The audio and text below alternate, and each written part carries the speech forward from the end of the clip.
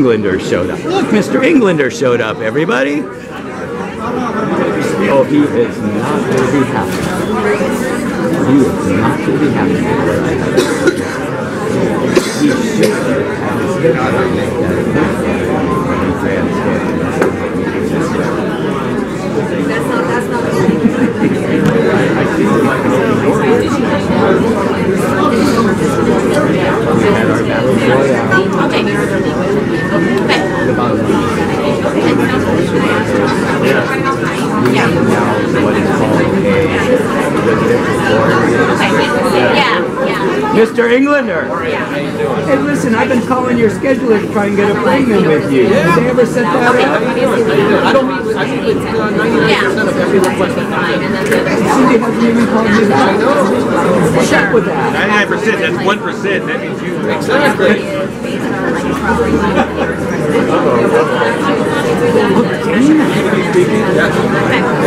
No, I'm just here. And the hours are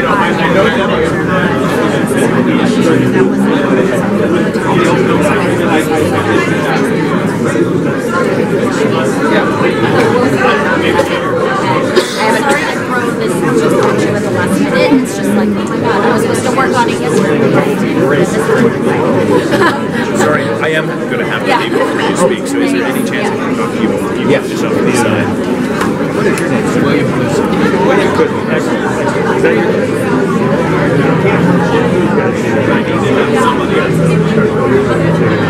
Do you mind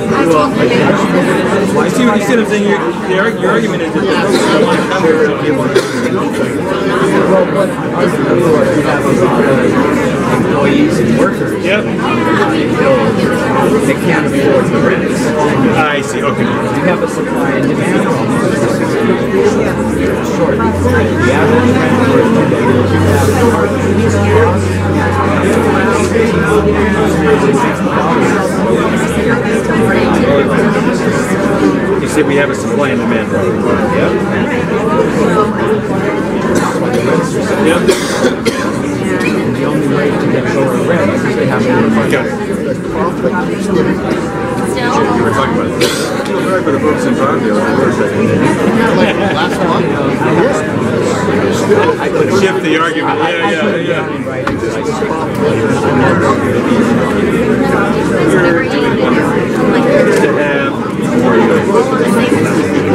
You've got my card available. Keep in touch. We're going to report That's what I gave.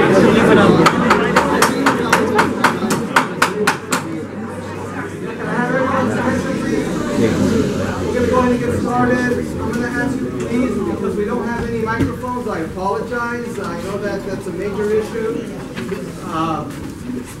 I'm hoping that the council member is aware of this problem, and I'm sure you'll do what you can to resolve it so that this doesn't happen again.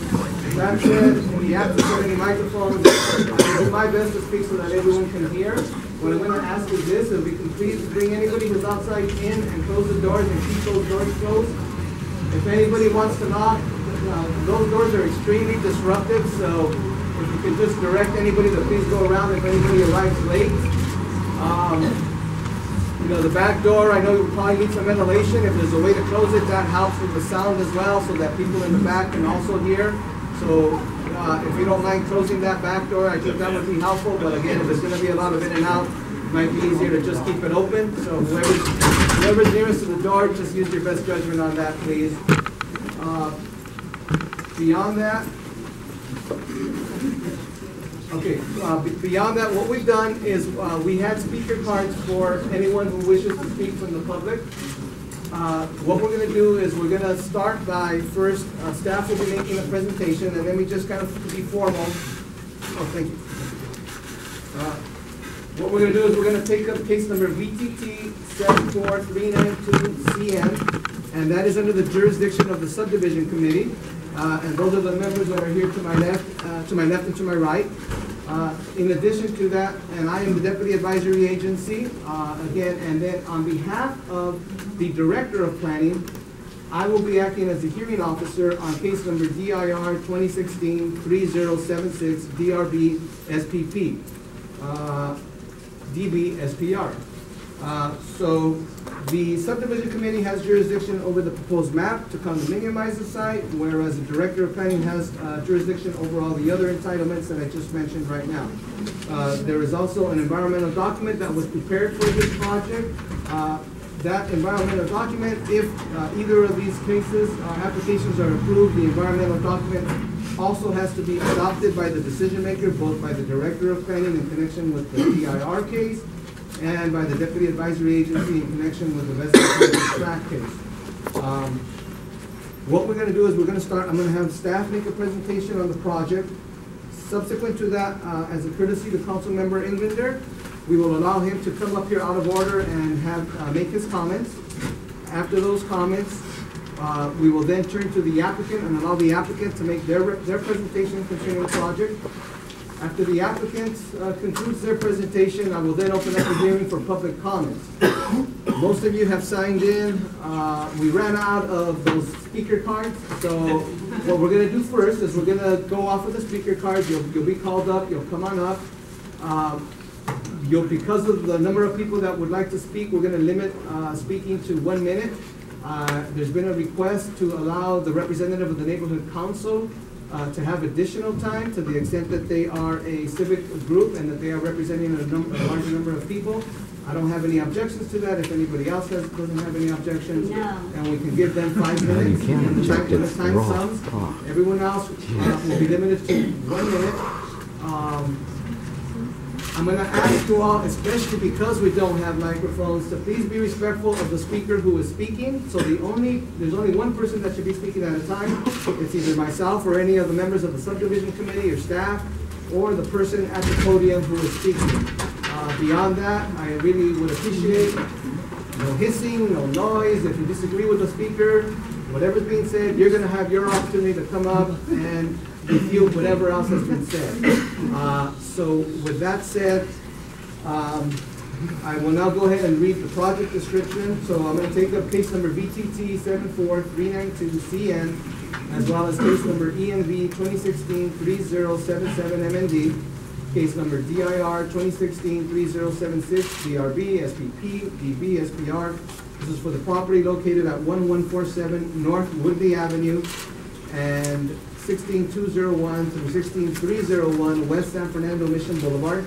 The project consists of the following: the demolition of the existing commercial buildings and the construction of 3 buildings containing 440 new residential dwelling units and 64,650 square feet of ground floor commercial space, containing a total of 497,623 square feet of floor area corresponding to a floor area ratio of 1.49 to 1, with a maximum height of 54 feet.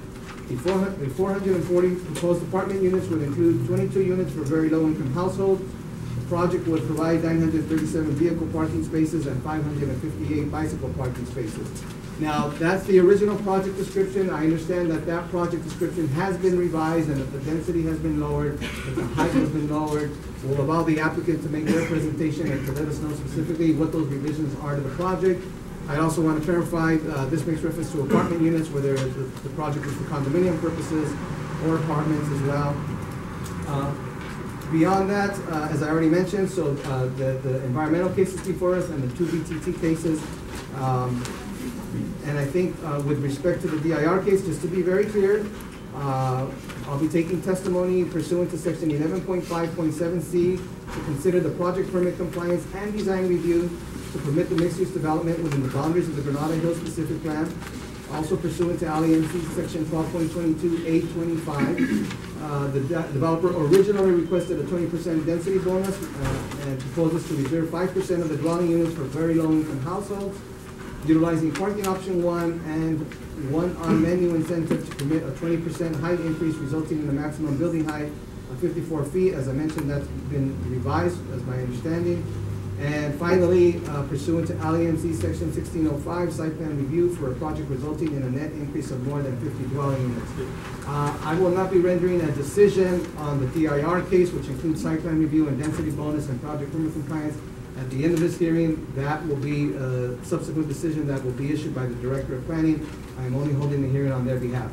With respect to the tentative track that's before us, or the vesting tentative track, we can issue a decision or we can hold it under advisement, and I'll make that decision at the end of the hearing. So with that, we'll go ahead and get started, and I'll get started with staff.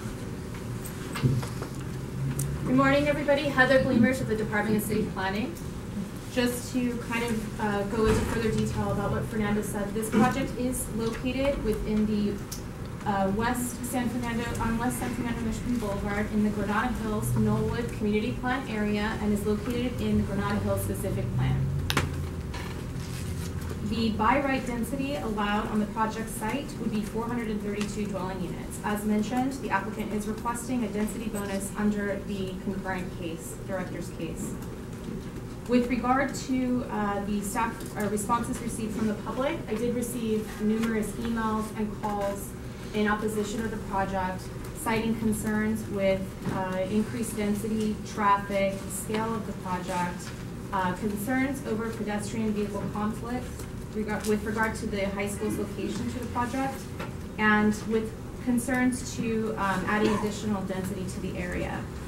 In addition, I did receive some letters in support of having additional housing provided in the city of Los Angeles. In addition, I received reports from Bureau of Engineering, Building and Safety, Department of Transportation, and street lighting that have been included as conditions of approval. And given that you did such a great job of overview, I'd like to recommend that the vesting tentative track be held under advisement pending the determination of the concurrent case, DIR-2016-3076-DRB-SPP-DB-SPR. And I can answer any questions that you might have. Thank you. With that, just there's one, I believe someone did fill out a speaker card to speak on items that are not on the agenda. So I'm going to take that up right now, and I think it's Mr. William Kuzman. Are you here? Yes, sir. Okay. You want to go ahead and come on up, and I'm going to ask you if you can limit your time to 1 minute, please. All right. Well, I put something in writing, so that'll make it easier. Thank you, Commissioner, for being here today. And my name is William Guzman. I'm a resident of Granada Hills for 30 years. What my problem is that I want to bring to you that's non-agenda is all the design review board members termed out beginning in 2015 to March of 2016. Can't hear you. Can't hear you. I have to speak this way, I'm sorry. Why? Don't tell me you have turned around. I will do my best. My concern is that the design review board members all have commissions that have expired for nearly a year now. My problem is nothing has been done to appoint new members or to appoint members to the vacant seats. The code requires that these board members have architectural and city planning experience, and there's only one on that board that has landscape architect experience. So I really am sad because 3 of those members were members of a Rotary Club, and that proposes a problem with the conflict of interest clause for design review boards because they meet in other locations that are not public. This became even more pointed when the City Council approved $10,000 from the Sunshine Canyon Landfill Fund to be given to the Rotary Club for improvements. You were talking about DRB, and I think you're using up the minute pretty soon. Okay, just don't let me finish. Tell me I'm done if I'm done. Thank you. Am I done? Yes. Yes. Okay. Okay, so before I have the applicant come on up, I will have Councilmember Englander please come on up and we'll open up public comment for this one. So, I want to thank you guys for coming out here today. I really, look at this turnout. This is a passionate community. And I wanted to come out here and walk you through sort of where we're at today and how we got here. But before I do that, and going through that, I want you to all know also that I'm a proud resident of Granada Hills. So I too live where you guys live. Who here lives in Granada Hills? Woo! Okay. All right. Who here is opposed to this project because it's too big, by a show of hands? So I know who I'm talking to. And who here, who lives in Granada Hills, supports the project as it's currently designed? Who lives in Granada Hills? Okay. Who's of course.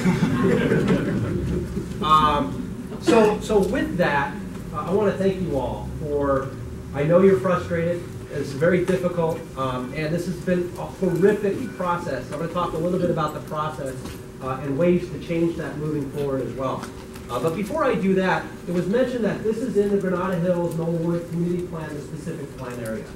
For those of you, and I know some of you who haven't been involved in planning matters before, that's new terminology, but many of you are now up to speed, I'm sure, in what that means.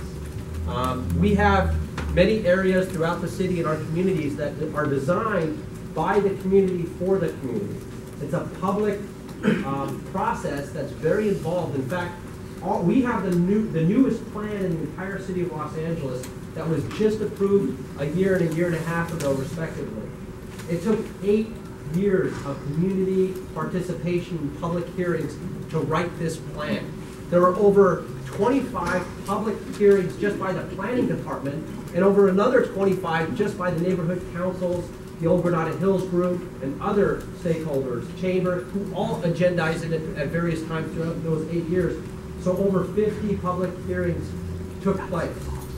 That's when we actually go parcel by parcel, block by block, and we talk about specifically what do we want the community to look like in 5 years, in 10 years, in 20 years. Each single parcel, what kinds of businesses, what kinds of hours of operation, what kinds of signage, all that stuff is done. So that was a very involved public process, and many of you in this room were very involved in that. When it came time for this site, it was originally under a zone that would have allowed, in the old plan, around 850 units on this site. 850 units. When it came down to rewriting the plan, the community, somebody or folks in the community that were very involved, I didn't get involved where I picked parcels or did anything. I only took the community stakeholders and your interests and your suggestions, and it was very transparent. But on this particular site, somebody somewhere said, you know, if that's ever built for housing, let's cut it in half and only allow that 432. That's where the number came from. Now on the density bonus, how it bumps it up to the 440 is the state basically has a menu of options that says you can have certain things if you have an affordability component. If you do low income or moderate income, we're going to give you a bonus of either height up to like 72. You can have, so there's all kinds of things, but you can only pick one, right? So if that gives you the extra density, so that's how they got to the 440. Now, just on that one menu item, to bring it up four floors, or to the 54 that they're proposing, that one menu item would actually bring them to 583, not the 440. They came in with 440, thinking that that might be the right size that this community supports. I don't think so. No. So yeah, I don't think so. So they came in with that under, just so you all understand the rules and how they came in with it. I don't think anybody ever thought in the spirit behind this plan that we would ever see this parcel sold from a shopping center to apartments of this kind of density with the ingress and egress issues and the danger with the school right next door.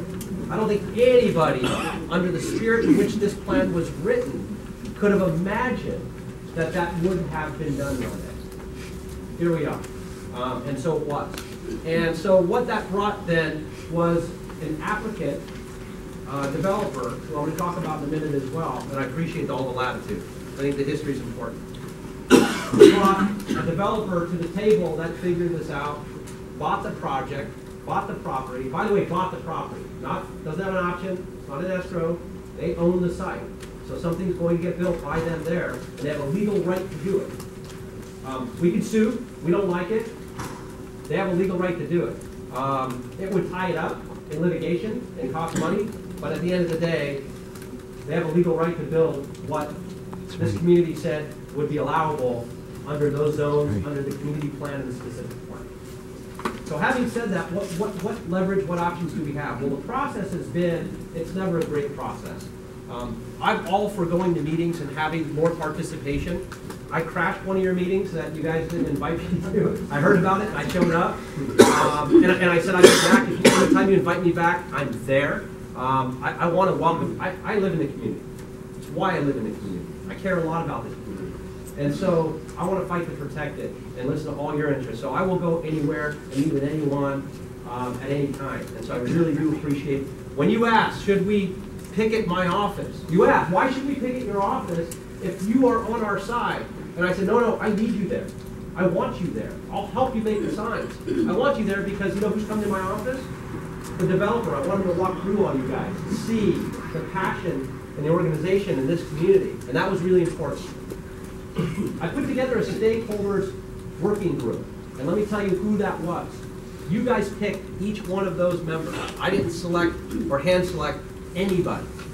I picked, I wanted the president of the neighborhood council, of both neighborhood councils, whoever that might be. I had no name, it's just, those were the slots. I wanted the chamber. I wanted the old Granada Hills group. I wanted the ones that you guys have always gotten behind to say, you are the faces and the voices and the leaders of this community. That's who's going to participate. Because if you try to compromise, or if you try to come up with and create a new process or compromise with the developer with a group this size, you end up, I think they say a camel is a horse designed by committee. So we knew what leverage we had. It was the power of the people, right? We knew also that we had a developer, by the way, and I'm being Switzerland here, neutral, a developer who's local, not out of town. That's a big difference. It's a huge difference. Because a local developer usually has more projects than one, cares a lot about their other projects also, doesn't want to have a bad reputation locally, wants to be known as somebody who works and listens to the community. So we brought this working group together who's met on numerous occasions and had a lot of conversation to figure out, while we don't have zoning or legal sort of standing or leverage, What we do have is the ability to communicate, is the ability to try to ask that they work with us and recognize where this community is coming from. So we did that. Where we got to was the 440, and they agreed that they would knock at least 10% off, and they brought it down to 390. So that was the first meeting. They brought it down to 390. We also were very concerned about the ingress and the egress right next to the school because there was essentially a wall coming out of an alley. And you know, we've already had a couple deaths in the area too, and this was horrific. We also, there were some things we wanted as a community, like a community room that we don't have for the neighborhood council and others to meet. So there were some things we wanted. We cared about the parking and the height. 54 was too tall. 45 was reasonable because 45, for most of you that know this now, you can, in most communities in the city of LA, you can build your home to 45. So 45 was, now most people don't, but we actually have homes that are at 45 in Granada Hills. I see one right outside my window, the big white house, you guys all know it. The mansion that looks like it's falling apart, but that's right outside my window in my home. Anyway, so that's where we're at, right? So they came in at that. We had another meeting, and they really didn't move much. We pretty much, it was, at that point, crossing our T's, dotting our I's, and trying to figure it out. We had a meeting last Friday in my office with stakeholders as well, and we just really couldn't get anywhere beyond that. And we're grateful. They were willing to listen to us and meet with us. By the way, they didn't have to meet with us at all. I've had developers say to me, point blank, we're building this by right, which means we're entitled to build what you've allowed. We will not meet with you, and would not meet with me. Centex did it. When they tried to build Roscoe and Pulte homes now, Centex went bankrupt. Well, I wonder why. So we drove them out, but they own the site, so that was a nightmare. Anyway, so where we're at is, on Friday after our meeting, I got very frustrated.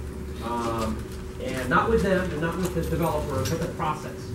That this really wasn't the spirit of which this community looked at this parcel and said, one day this could be a monster and dangerous. And this is just not the right fit and feel for this community. And I got concerned with that walking into, when are we going to be walking in on Tuesdays? In fact, typically you'll never see a council member at one of these hearings. It's very unusual. I left council early to be down here with you guys to walk you through this. So Friday, we invited everybody back to the table on Monday without the developer in the room.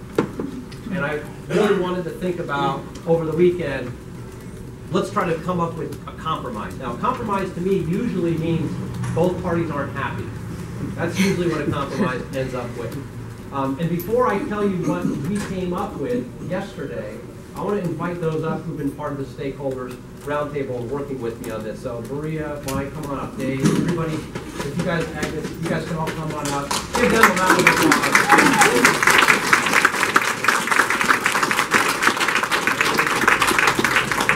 So you've got the chamber, both neighborhood councils, the old Granada Hills group, the planning committee.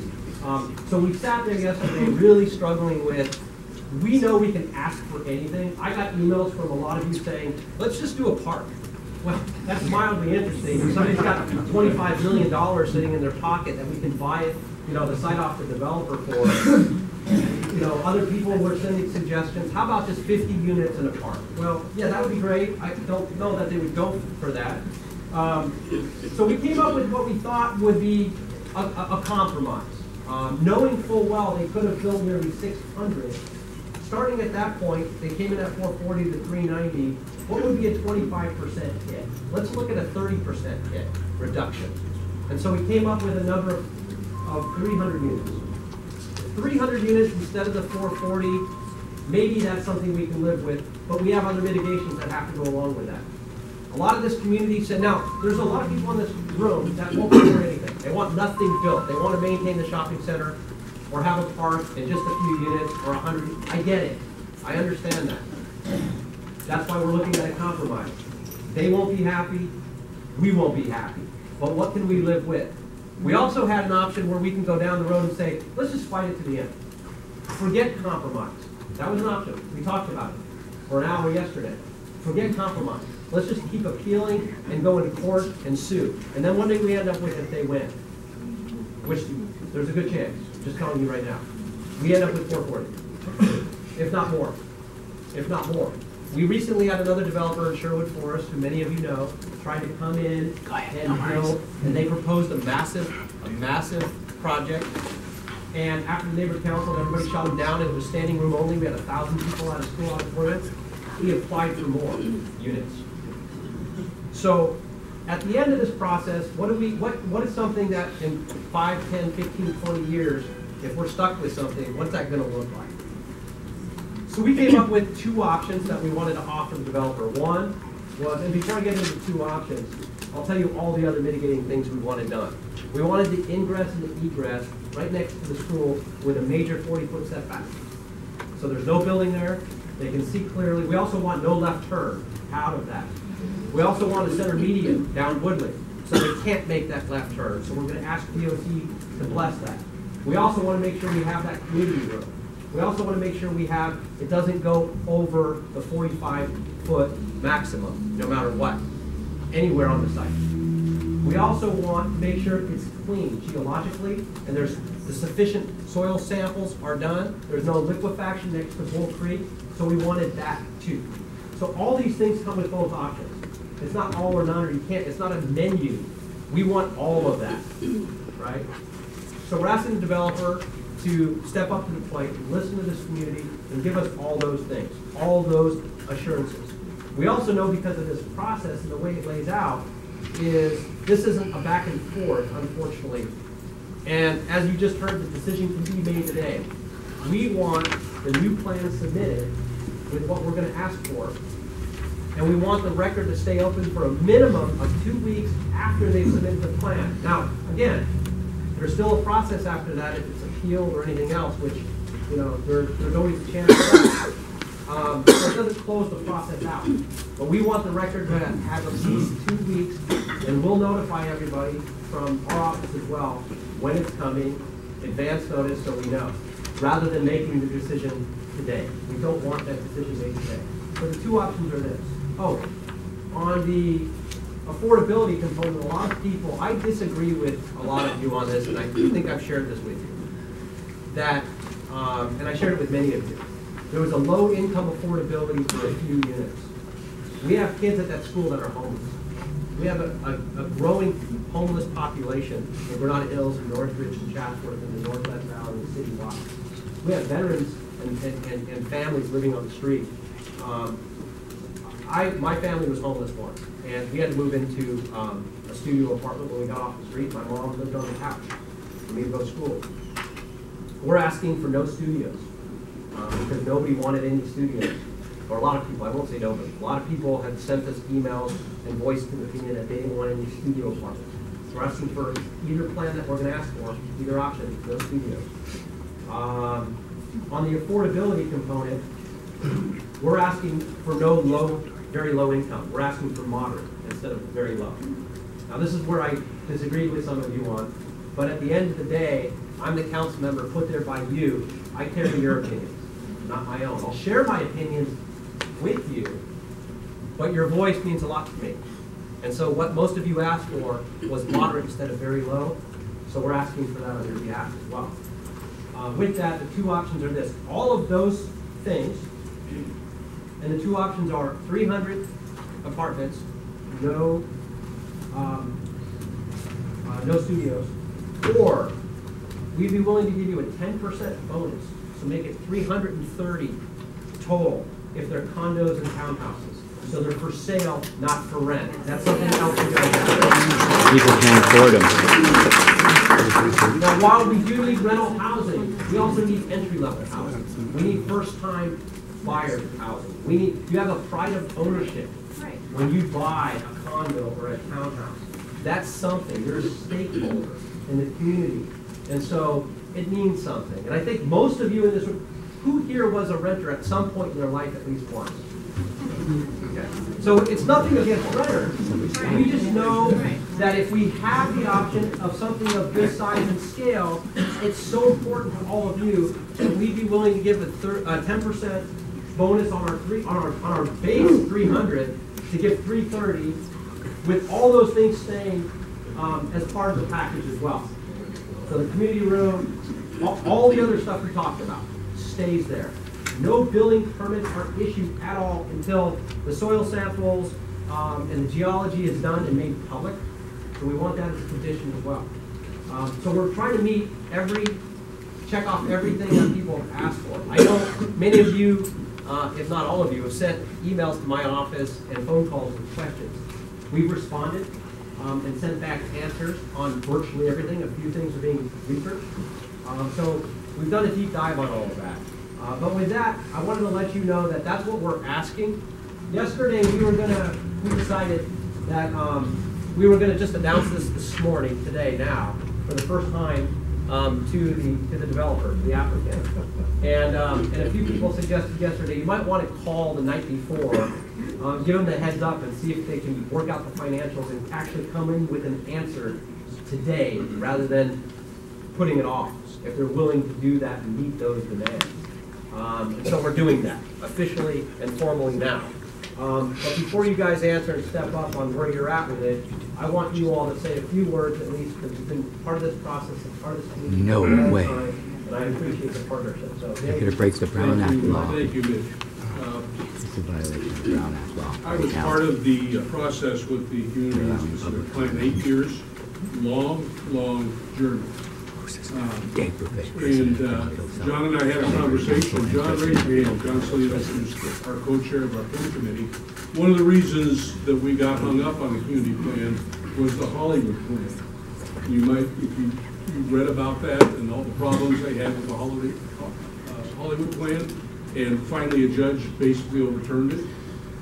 Well, at the conclusion of that, John and I had the printout from the Hollywood plan of all the lots that could be converted to a higher density.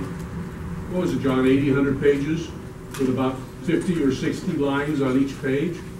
And we're kind of going through it. And then we turned to Granada Hills and it was 1 page with about 11 locations, all right? And John and I kind of looked at each other and went, good, we're in good shape. Little did we know that there were some other factors that we had to consider or even knew about at the time. And that's where we are now.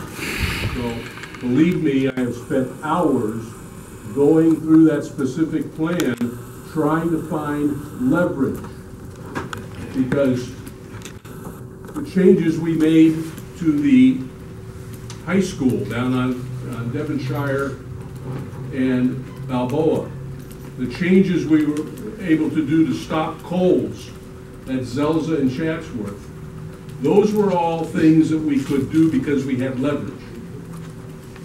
And I'll tell you the truth, I haven't found a lot of things. There are some things that there is some leverage here. One is a very flawed traffic study that needs to be redone. 2 is a flawed geological survey that needs to be redone. But, you know, those things can be mitigated. So what's the leverage? I'm looking at it. I think you're the leverage. And I very much want to see something that's going to go in here. My priority is the safety of the students at JFK. That means lower density, that means mitigation of the traffic. And while I'm not completely satisfied that this is a 100% solution, it sure goes a long way. So I'm hoping that we can reach some kind of compromise that you're not going to be satisfied. A lot of you are not going to be satisfied with that. Look, I used to do labor negotiations. Okay? Nobody walked away satisfied. You just want to come out alive. Okay? So think about it in that direction. I love watching Brown Act violations in front of my eyes. Dave O'Van, president of Granada Hills South. That's quite before we keep going down, on the traffic side, I didn't mention that. We're also asking DOT to relook at it and possibly ask for a new one if we want DOT to re-examine and do another analysis on their traffic study. We got a lot of comments back on that, so we're asking DOT to do that. Thanks. I'm Agnes Lewis. I'm the Planning and Land Use Chair for the Granada Hills North Neighborhood Council, and I've had the privilege of meeting a lot of you. as has been said, a compromise means that both sides win, both sides don't win as much as they would like to win. I think that this is a reasonable, both choices are reasonable compromises, especially if they accept it for the condominiums. I think that would be a win for the community. Michael Greenwald, President of Granada Hills North Neighborhood Council. God, it's so great to see you all out here. Adriana and Esther, great job. I mean, I wish I could get this kind of attendance in our board meetings. By the way, tonight at 6:30 at St. George. My compliments to the developers. I've never dealt with developers that would actually listen and actually work with you. So as much as you might hate the project, I have to tell you, they've been really good to deal with. And Mitch, you're the best for putting it all together. Thank you all. Good afternoon, everybody. I'm Lainey Caspi. I'm the immediate past president of the Granada Hills Chamber. I know we're all talking houses here, but I own a small business in Granada Hills. I've been there for 5 years. I plan to be there for another 50. It would be my hope that the developers would work with the chamber in deciding what businesses are going into this center. I know that Granada Hills has enough hookah lounges and stock bars and things along those lines, and especially given its proximity to the high school, we would really like for the developers to work with the chamber to talk about what's going in there. So thank you very much.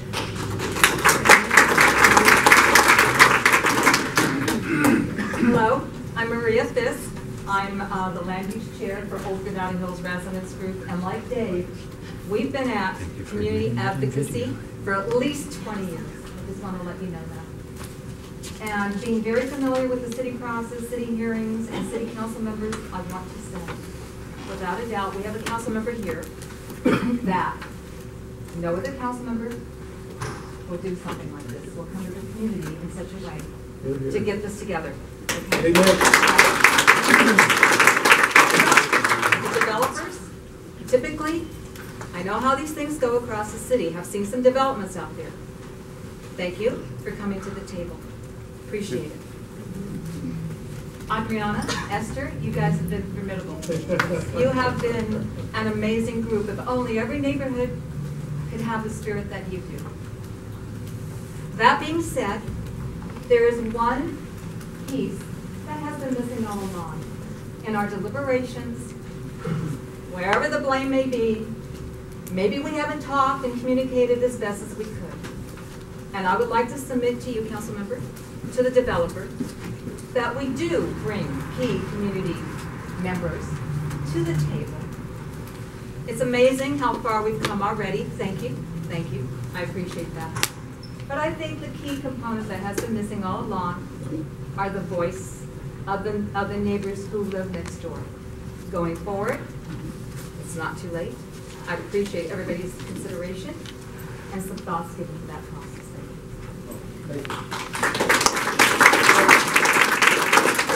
Let me just close it out. I'll stick around for a little while, but I have to get back downtown, believe it or not, for planning and land use meeting on the shopping center in Porter Ranch, which everybody's been waiting for many, many years for that. Anyway, with that, I want to let you know as well that one of the things we're planning this year, early on, in the next few months, is a Planning 101 workshop. We're going to spend the entire day on a Saturday. And I implore all of you, please, this might be the first for some of you to get involved on a project. It hopefully won't be the last. Your voices mean something. Your opinions mean a lot. And so I want you to all understand the process as well, because that's really important. And how we can change some of the process. Earlier notifications, wider radius notifications, how to get involved and monitor some of these things through your neighborhood councils. I mean, there's a lot we need to talk about. This is just not the venue. So again, I want to thank you all, because we've spent hours and hours and hours grinding through a lot to get to this point. And we ask the developer to please accept one of these options and take it to heart, because this is a great community. So thank you all again for being here. We really appreciate it. Thanks, Mitch.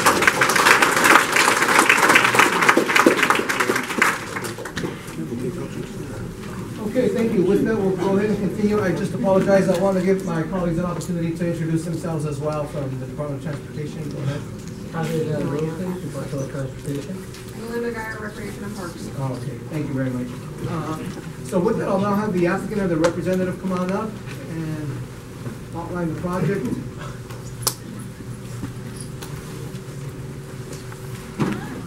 Good morning, members. My name is Brad Rosenheim. My address is 21600 Oxnard Street. I'm here on behalf of Heritage Development Group. First of all, I'd like to thank the staff for their work on the vesting tenant track map report. Everything seems to be in order. We have no comments, questions, or concerns with that. Relative to Councilman Englander's comments, last night we were informed of this opportunity for a compromise. We put pen to paper, and we do believe that the 330 condominium option can work on the property, and we would like to pursue that in cooperation with the council office and the community. There are a number of other conditions that he mentioned relative to ingress and egress. We're very happy to accommodate the setback requirement. The median, obviously, we can't do without DOT's approval, so we would need to get DOT's approval for that. The community room, the 45-foot height limit, all of those things are appropriate, and we can agree to. Because, as Mr. Beauvais said, we want to get out of here alive. And it does accommodate a lot of concerns. As has been said, this is a compromise. The current zoning allows for over 430 units plus a density bonus well beyond that. But we've heard loud and clear the community's concerns. They're well organized. They articulate their concerns appropriately. And the working group has been very helpful and successful. I'd also really like to compliment Councilman Englander. I've been doing this a long time. I started my career in a council office, working for a local councilman here in the Valley. I've been doing this for 32 years. And I know firsthand the challenges that are placed on a council office relative to planning issues, especially the challenges associated with projects that are consistent with the rules. Those are the most difficult to deal with. And the fact that Councilman Englander rolled up his sleeves with the community, started working Friday night, and as I understand, over the weekend and yesterday, and we got the call last night identifying the opportunity for a compromise, is really extraordinary. And we very much like to thank him and the community members who have been participating all along for their hard work to develop some solutions here. Again, we think this is a very positive step. We will pursue the 330-unit option that's been presented. We will work on the plans. We will coordinate with the council office and the community. We will obviously coordinate with your offices and get back to you as quickly as possible with the appropriate plans. And then hopefully move forward with everybody hand in hand on a compromise. We all may not be thrilled, but it works well. So we thank very much the community, the councilman, and Deputy Advisory Agency of the Director. Thank you.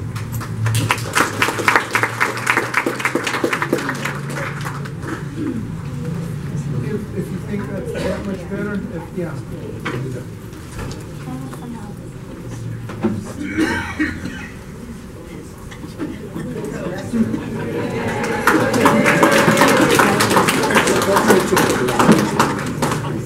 Messing up my shot there.